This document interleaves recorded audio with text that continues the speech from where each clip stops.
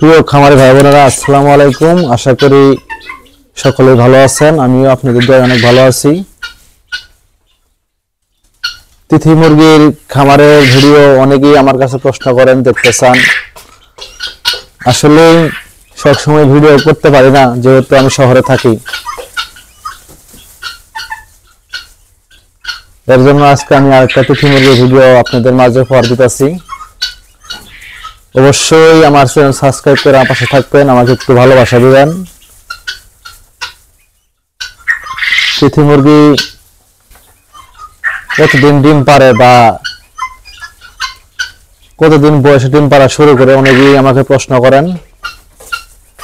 আসলে মূলত তিথি মুরগি 4.5 মাস 5 মাসের ভিতরে ডিম দেওয়া শুরু করে।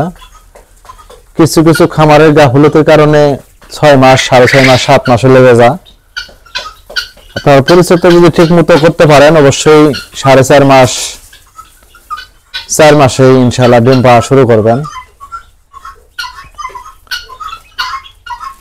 আমি ইনশাআল্লাহ ডিম পাইতেছি, ডিম থেকে বাচ্চা ফুটিতেছি।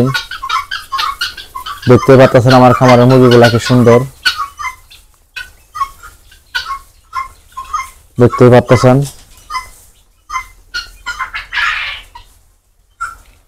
এই যে আমার মুরগির